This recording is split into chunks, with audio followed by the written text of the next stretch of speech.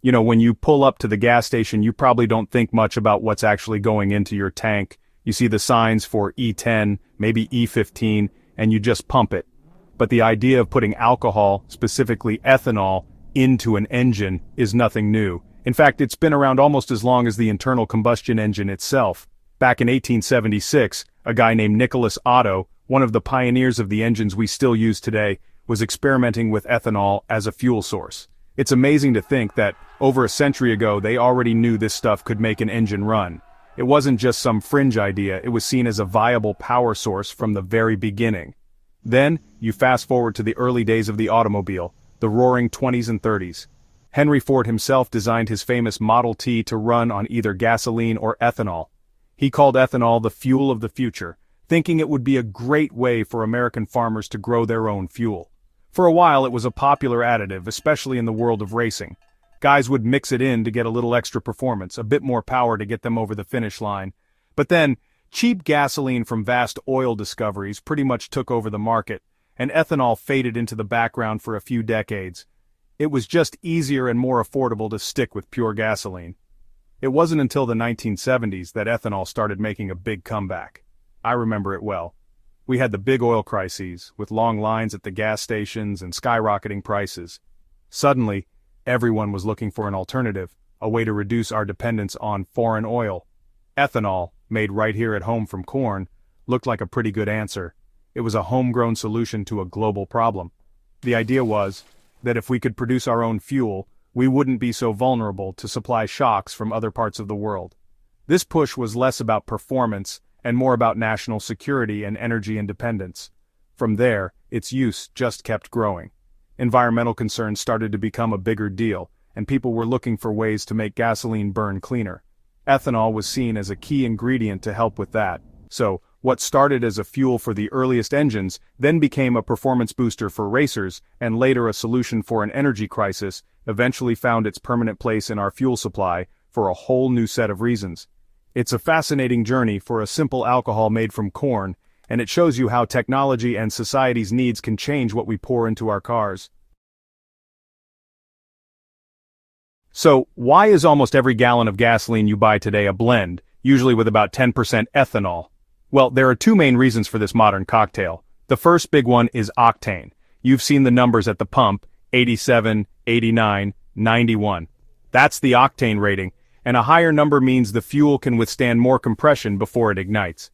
This is really important because it prevents something called engine knock, which is an uncontrolled explosion in your cylinders that sounds like marbles rattling around and can seriously damage your engine.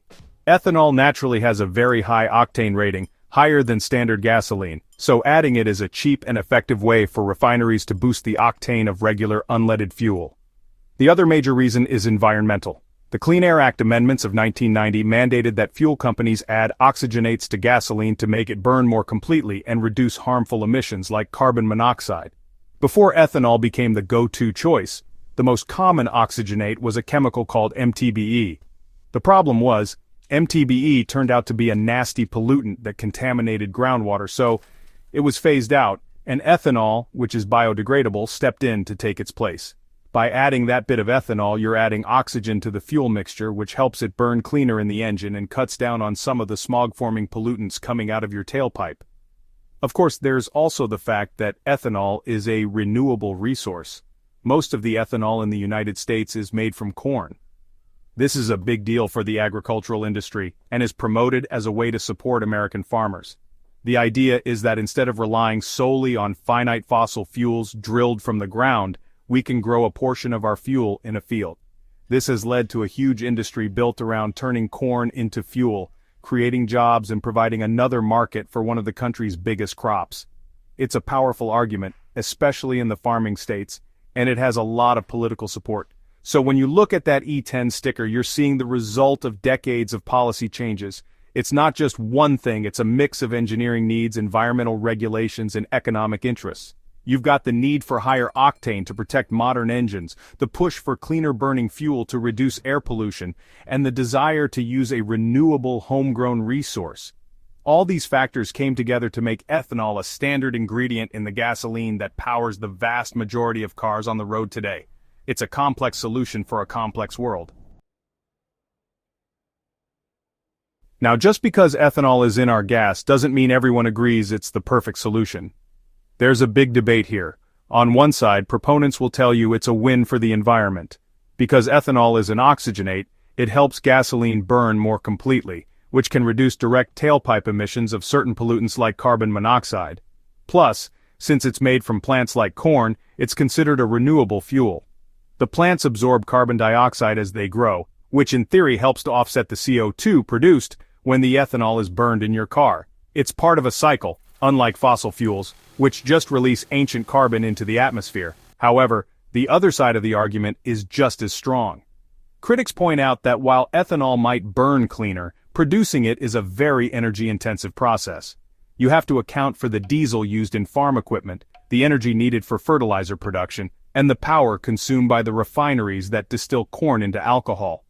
Some scientific studies have suggested that when you add all of that up, the full life cycle emissions, corn ethanol might not be much better for the climate than gasoline, and could even be worse. There's also the whole food versus fuel debate, arguing that using a food crop to power cars drives up food prices. Then you get to the effect on the cars themselves, and this is where it gets personal for a lot of us who love older vehicles. Most modern cars, say anything built since the early 2000s, are designed from the factory to handle E10 fuel. Their fuel systems use materials that are resistant to ethanol's corrosive effects. But for classic cars, it's a different story. Ethanol is a solvent, and it can be really tough on the rubber and plastic components in older fuel systems.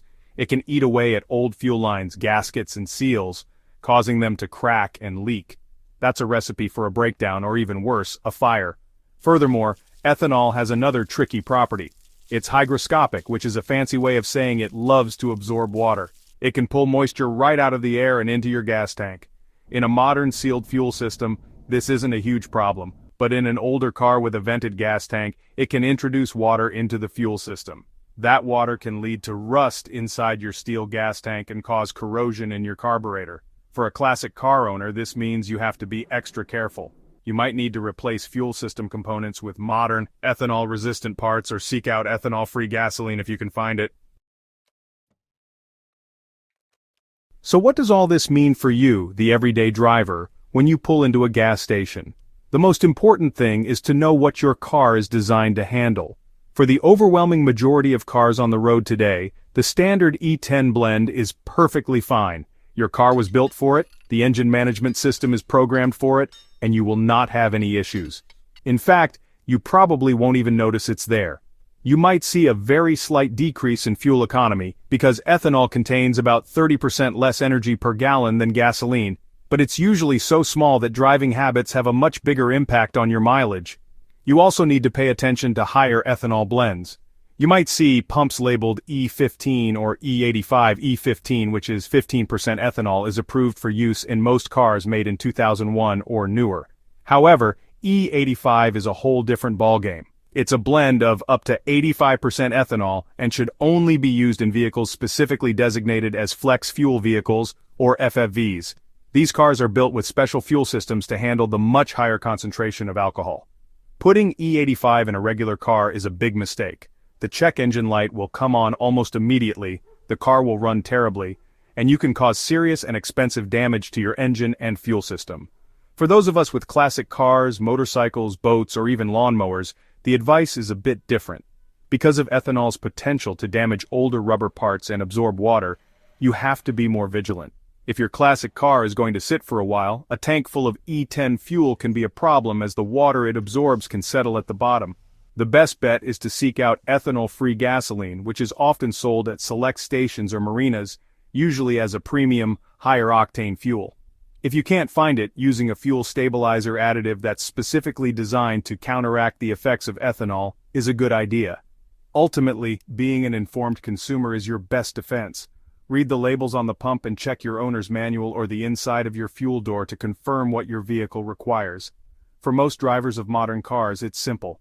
E10 is fine, E15 is likely okay, and E85 is only for flex fuel vehicles. For the collectors and hobbyists, a little extra care goes a long way in protecting your pride and joy. Ethanol is here to stay, but understanding its pros and cons helps you make the right choice every time you fill up. Please like, share, comment, and subscribe. Thank you. Now let's go for a drive.